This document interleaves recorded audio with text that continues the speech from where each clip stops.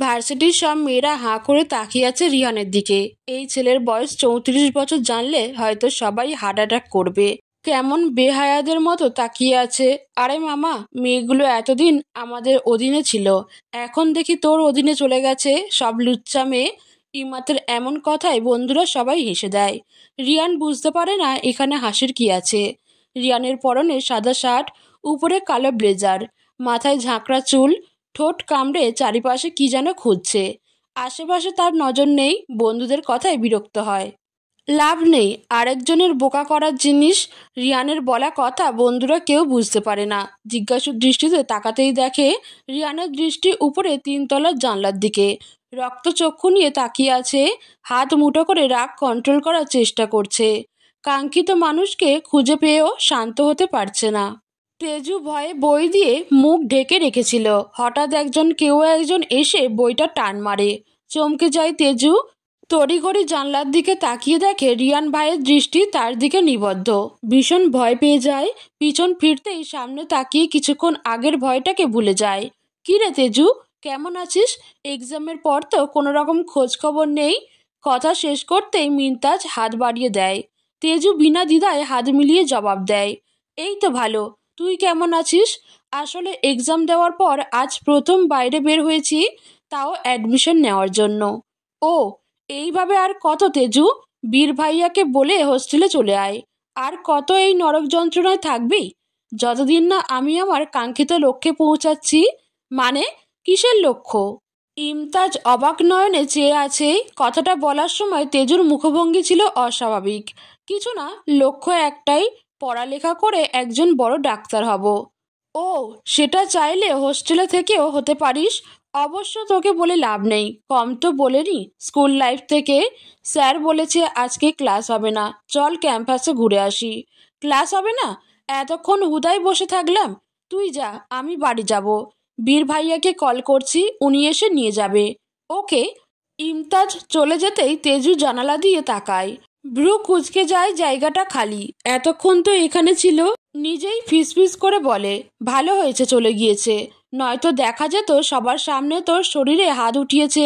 Tezu mobile বের করে বীরকে call দেয়। স্কার্ফটা ঠিক করার জন্য চেষ্টা করতে থাকে। নিঃশব্দে করিডর দিয়ে হেঁটে যাচ্ছে তেজু। এদিকে তেমন মানুষ নেই, সবাই ক্যাম্পাসে ঘোরাঘুরি করছে। হাঁটতে হাঁটতে হঠাৎ করে হাতে টান পড়তেই চমকে যায়। ভীতু চোখে তাকাতেই দেখে হাত ধরে একটা ফাঁকা ক্লাসরুমে টেনে নিয়ে গেছে কেউ। মুখের উপর গরম নিঃশ্বাস পড়তেই কাপা শরীর নিয়ে তাকায়। চোখ ছাড়া কিছু দেখা যাচ্ছে না, মানুষটার নিজেকে পুরো লুকিয়ে রেখেছে। হাতের ব্যথায় চোখ দিয়ে পানি চলে আসে তেজুর। একে তো কাটা হাত, সেটাই শক্ত করে চেপে ধরেছে। ব্যথায় শরীর কাঁপছে। জীবনে প্রথম এমন ভয়ানক পরিস্থিতিতে পড়েছে সে। চোখের পানির বন্যা বয়ে যাচ্ছে। কাপা কণ্ঠে বলে ওঠে, কে আপনি? এমন করছেন কেন? কে? কথাটা শেষ করতে পারে না, তার আগেই ঠোঁট দুটো চিমটি দেওয়ার মতো চেপে ধরা 2 আঙুল দিয়ে ব্যথায় প্রাণ বের হয়ে যাওয়ার জোগাড়। ঠোঁট সেন্সিটিভ জিনিস, সেটাকেই চেপে ধরেছে। তেজুর মুখ জ্বলে যাচ্ছে। হুশ, কোনো কথা বলবে না। আজ এই ঠোঁট আমি রাখবো না, যেই ঠোঁট দিয়ে অন্য পুরুষের সাথে কথা বলিস আর এই হাত দিয়ে হ্যান্ডশেক করছিলি, তাই না? আজকে এই হাত আমি রাখবো না। এমন ভয়ঙ্কর কথায় তেজুর অন্তরাত্মা কেঁপে ওঠে। দাঁতে দাঁত চেপে লোকটা গম্ভীর স্বরে বলছে। তেজু কিছু বুঝে ওঠার আগেই নিজের শরীর দিয়ে তেজুর শরীরকে চেপে ধরে দেয়ালের সাথে এক হাত দিয়ে চোখ ঢেকে দেয়। মুখোশ খুলে ঠোঁটের উপর ঠোঁট চেপে ধরে। চোখ বন্ধ, তাকায় তেজু কিছুতেই বুঝতে পারছে না। সেকেন্ডের মধ্যে চিৎকার দিতে চাইলে পারে না। একের পর এক কামড় দিচ্ছে তেজুর ঠোঁটে। রক্ত পড়ছে। যন্ত্রণায় কাতরাচ্ছে তেজু, নড়াচড়ার সুযোগ রাখেনি। একে তো ঠোঁটের যন্ত্রণা, আবার হাত দেয়ালের সাথে ঘষে ধরার কারণে ব্যথায় মরার উপক্রম। এক সময় সহ্য করতে না পেরে নিজের শক্তি সব ছেড়ে দেয়। হাঁটু গেড়ে বসতে চাইলেও পারে না। প্রায় 5 মিনিট পর ছেড়ে দেয় লোকটা। নিবিড় চোখে সামনে তাকালে সব ঝাপসা লাগে। আশা করি আমার এই মিষ্টি শাস্তির কথা সারা জীবন মনে থাকবে।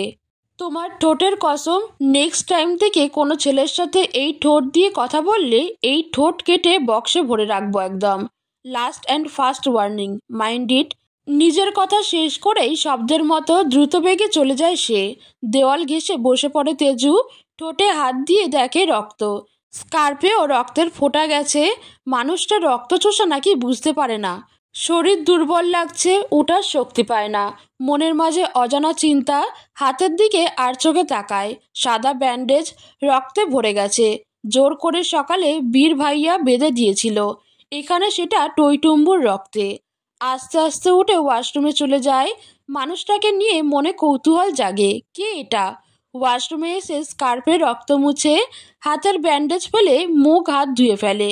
পরিষ্কার হয়ে ক্যাম্পাসে ফিরে একবার চারিদিকে তাকায়, কলেজের গেটের সামনে দাঁড়ায়। কিছু মিনিটের মধ্যেই বীর আসে। তেজু কোনো রকম বাক্য বিনিময় না করে গাড়িতে উঠে বসে।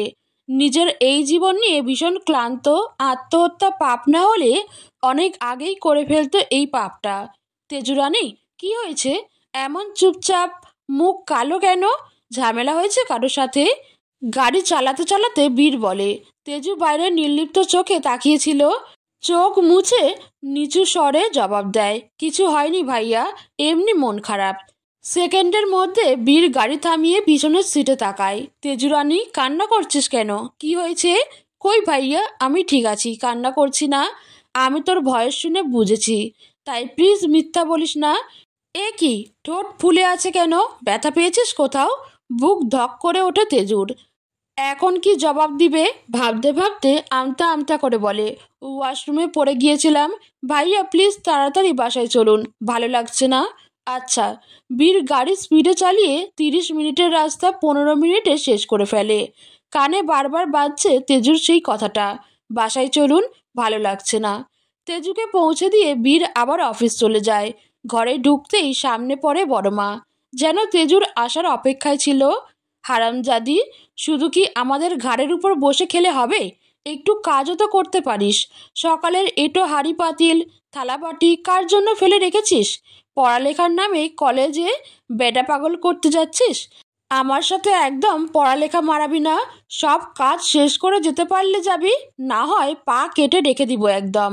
5 মিনিটের মধ্যে সব পরিষ্কার করবি, নয়তো তোর পিঠের ছাল আজ আমি ছিলে নেব।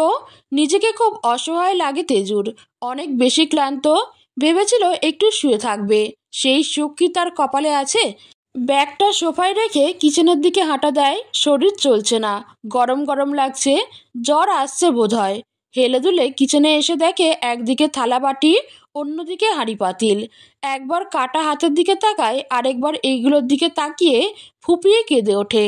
আল্লাহ যেন ওর মতো ভাগ্য কাউকে না দেয়। কিভাবে এগুলো পরিষ্কার করবে?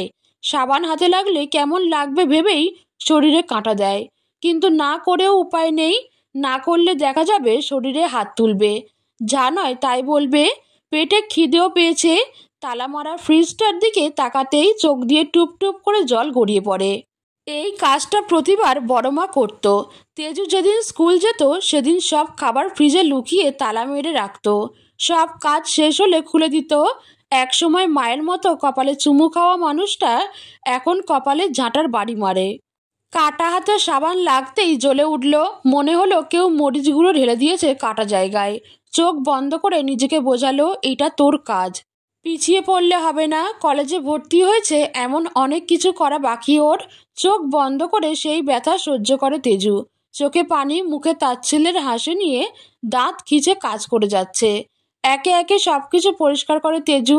হাতটা মুখের সামনে এনে দেখে কাটা হাতে একেবারে ধবধবে ফর্সা হয়ে গেছে। 2 দিকে ফাঁক হয়ে আছে, কেমন যেন তাকিয়ে আছে তার দিকে। মুখ মুছে বেরিয়ে এলো কিচেন থেকে।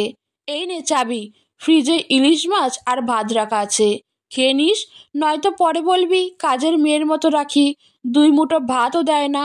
তেজু মনে মনে ধিক্কার জানায় এই মহিলাকে। 2 মুঠো ভাত কি এমনি এমনি দিচ্ছে তাকে? খুব করে বলতে ইচ্ছে করলো, কিন্তু বলল না। দেখা যাবে এখন চুলের মুঠি ধরে বের করে দেবে, কিন্তু সে তো এই বাড়ি থেকে যেতে পারবে না। মুখ দিয়ে মাত্র 3টা শব্দ উচ্চারণ করলো, আর কিছু নেই। ওরে আমার নবাব জাদি, কত কিছু লাগে তোর, এই একটা মাছের পিস দিয়েই খাবি। তেজু কিছু বলার আগে রুহি হেঁটে চলে গেল। পিছনে টলমলে চোখ তাকিয়ে রইল তেজু। এখন ভাত কিভাবে খাবে সে? অন্যদিকে সিঁড়ি দিয়ে যেতে যেতে শয়তানি হাসছে রুহি। সে ভালো করেই জানে তেজু ইলিশ মাছ খেতে পারে না কাঁটার জন্য। তাই তো মাংস সব দুপুরেই খেয়ে যা বাকি ছিল রুবিনাকে দিয়ে দিয়েছে। দুই চোখে সে সহ্য করতে পারে না এই মেয়েকে। চাবি নিয়ে তেজু ফ্রিজ খুলে অবাক হয়ে যায়। ভেবেছিল সাদা ভাত পেঁয়াজ মরিচ দিয়ে খেয়ে নেবে, কিন্তু এখন দেখে কেউ যত্ন করে মাছ বেছে বাটিতে রেখে দিয়েছে। ভেবেই নিল রুবিনা আন্টি হয়তো রেখেছে। প্লেটে ভাত নিয়ে মাছ নিয়ে তৃপ্তি করে খেতে লাগলো। সেই অনেক আগে খেয়েছিল মাছ ভাত, তাও বীর ভাইয়ের জন্য খেতে পেরেছে। সব সময় ভাইয়া রাতে সবার সাথে খায় না, যেদিন খায় সেদিন মাছ রান্না হলে তেজুকে বেছে প্লেটে দেয়। তা দেখে অবশ্য সবাই মুখ ভাঙায়, কিন্তু বীর ভাইয়ের কিছু যায় আসে না। তেজু ভাতকে অনেকদিন পর তৃপ্তি ঢেকুর তোলে। সোফা থেকে ব্যাগ নিয়ে রুমের উদ্দেশ্যে হাঁটা দেয়। রুমে এসে প্রথমে একটা লাল কলম নিয়ে ক্যালেন্ডারের কাছে যায়। একটা নির্দিষ্ট তারিখে গোল চিহ্ন দেয়। কবে আসবে তার জন্মদিন সেই আশায় আছে। কাজ শেষ করে একটু বারান্দায় গিয়ে মা বাবার কবর দেখে নেয়। তারপর কাপড় নিয়ে ফ্রেশ হতে ওয়াশরুমে চলে যায়। অফিসে পায়ের উপর পা তুলে বসে আছে বীর। তার সামনে রিয়ান বসে আছে, সেও একই স্টাইলে বসা। তো ভাই, হঠাৎ করে আমার সাথে দেখা, ব্যাপারটা কি? রিয়ান রহস্য ভরা চোখে হাসে, কেমন তুচ্ছ তাচ্ছিল্য করে বলে, আমার সামনে ভালো মানুষের নাটক কম করো। আমি মানুষটা নিজেও ভালো না। বীর ঠোঁট চেপে হাসে, উদ্ভট ভঙ্গিতে গলাটা নেড়ে বলে, উফ, আমার ভাই তো দেখি এইটুকু সময়ের মাঝে আমার সব খোঁজ নিয়ে নিয়েছে। তো আমার গ্যাংস্টার ভাইটা কেমন আছে? বীর কটাক্ষ করে বলে। নিজের ব্যাপারে এমন কথা শুনে রিয়ান চমকায় না। সে সত্যকে মেনে নিতে জানে। হঠাৎ বীরের দিকে এগিয়ে ফিসফিস করে বলে ওঠে, অতিভক্তি চোরের লক্ষণ। তোর ব্যাপারে আজ না, সেই 5 বছর আগে থেকেই জানি আমার গোপন শত্রু। নিজের মূল্যবান সম্পদ এমনি এমনি কারো হাতে তুলে দিয়ে যায় না আমি, কারণ তো একটা থেকে যায়। তুই বুঝবি না সেটা। তোকে এতটুকু বলার ছিল। ধন্যবাদ আমার সম্পত্তিকে বাইরের কুনজর থেকে রক্ষা করার জন্য। লাস্ট আর একটা টিপস দিচ্ছি, ভালো হয়ে যা, নয়তো আমার বন্দুকের গুলি তোর বুকে সুন্দর আপ্যায়ন করে যেতে সময় লাগবে না। রিয়ানের প্রথম কথাগুলো বীর বুঝতে পারে না। ভ্রু কুঁচকে তাকিয়ে থাকে তার দিকে। শেষের কথাটা তার কাছে জোকসের মতো লাগে। গা দুলিয়ে হেসে বলে, থ্রেট দিচ্ছিস? মৃত্যুর ভয় আমার কখনো ছিল না, তাই এসব আমাকে বলে লাভ নেই। নাকি তুই ভয় পাচ্ছিস নিজের মূল্যবান সম্পত্তি হারিয়ে ফেলার ভয়? রেগে যায় রিয়ান। সেকেন্ডের মাঝে বীরের কলার ধরে ঝাঁকিয়ে তোলে। সম্পত্তি আমার নামে অনেক আগে কাগজে কলমে হয়ে গেছে, অন্য কারো হওয়ার সম্ভাবনা 1% নেই। তাই বলছি ভুলে যা তার কথা। দূরে থাকতে তাকে আমি তোর কাছে যেতে দেইনি, কাছে এসে দিব ভাবলি কি করে? দিনে জেগে স্বপ্ন দেখা বন্ধ কর। রিয়ানের গম্ভীর বরফের মতো ঠান্ডা কণ্ঠে শব্দ ঝরে পড়ল। শান্ত মাথায় দুই ভাই একজন আরেকজনকে হুমকি দিয়ে যাচ্ছে। বীর কলার ছাড়িয়ে নেয়, তাকে আমার করেই ছাড়বো। একটা কথা কি জানিস, তোর প্রতি ওর কোনো ফিলিংস নেই, তোর কোনো রকম স্মৃতি নেই। যা আছে সব বিষাক্ত স্মৃতি। এগুলো ভেবে তোকে ঘৃণা করা যায়, ভালোবাসা যায় না। সেই দিন শেষে আমাকে ভালোবাসবে, আমারই হবে সে। যেই দিন ওই মুখ দিয়ে অন্য কাউকে এই শব্দটা বলবে, সেই দিন হবে তার পৃথিবীর শেষ দিন। এমনিতে তুই এখনো বাচ্চা রয়ে গেছিস। তার মস্তিষ্কে বিষাক্ত স্মৃতি তার ভালোর জন্য তৈরি করেছি আমি। মানে বুঝবি না, বাচ্চা তো। আমার সাথে লাগতে আসিস না। রাতের বেলায় সূর্য দেখাবো, মাইন্ড এন্ড। বীরের মাথায় অন্য কথা ঘুরছে। এই রহস্যময় কথার উত্তর সে পরে জানবে ভেবে মুখের উপর প্রশ্ন ছুড়ে দিল, তুই রাজনীতিতে কেন যাচ্ছিস? মেয়ে পাচার, লুটপাট করে টাকা পাচ্ছিস না নাকি? কেসিনোও তো চলছে না মনে হয়। হো হো করে হেসে ওঠে রিয়ান। কালো তিলযুক্ত ঠোঁট কামড়ে কানের ছোট দুলে হাত বোলাতে বোলাতে বলে, লুটপাট আমার সাথে যায় না। মানুষ নিজে এসে আমার দরজায় টাকা রেখে যায়। আমার যা অর্থ আছে তা দিয়ে 1000 বছর নির্দ্বিধায় চলে যাবে। রাজনীতিতে কেন যাচ্ছিস সেটা পরে বুঝবি আমার ভাই। কথা শেষ করে বীরকে কিছু বলতে না দিয়ে ফুল অ্যাটিটিউডে চুলে হাত চালাতে চালাতে বেরিয়ে গেল রিয়ান। বীর নিজের ছোট ছোট দাড়িতে হাত বোলায়, ভাবতে থাকে শুরু থেকে। হিসেব গোলমেলে হয়ে যাচ্ছে। বিকাল 4টে।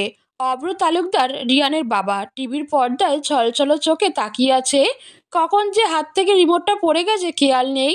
নিউজে দেখা যাচ্ছে আজকের তাজা খবর, বিশিষ্ট বিজনেসম্যান আরমান চৌধুরীর লাশ পাওয়া গেছে ঢাকার সিটি কর্পোরেশন ভবনের সামনে। হঠাৎ এক গাড়ি এসে লাশটা ফেলে রেখে গেছে, কারো মুখ দেখা যায়নি। পুলিশ তদন্ত করছে। অভ্র চৌধুরীর চোখ বেয়ে 2 ফোঁটা পানি গড়িয়ে পড়ল। প্রাণপ্রিয় বন্ধুর এমন মৃত্যু সে মেনে নিতে পারছে না। রিমোট দিয়ে টিভি বন্ধ করে কিচেনের দিকে যায়, তাকিয়ে দেখে যার থেকে লুকাতে চাইছিল সে দেখে ফেলেছে। রুহি কিচেনে থেকে বেরিয়ে আসছে, তার চোখ দিয়ে অঝরে জল গড়িয়ে পড়ছে। ভাইয়ের মৃত্যু সে মেনে নিতে পারছে না। অভ্রর দিকে এগিয়ে সে হাত ধরে। অভ্র, এইসব কি? সব মিথ্যা। আমার ভাইয়ের কিচ্ছু হতে পারে না। কল দাও, চলো এখনই। কান্নায় ভেঙে পড়ল রুহি। অভ্র মাথায় হাত বুলিয়ে কি বলে সান্ত্বনা দেবে ভেবে পেল না। তার মনের মাঝেও তুফান বয়ে যাচ্ছে। ভীষণ ভালোবাসে এই মেয়েকে। বন্ধুর জন্মদিনে গিয়ে এক দেখাতেই প্রেমে পড়ে বিয়ে করেছিল।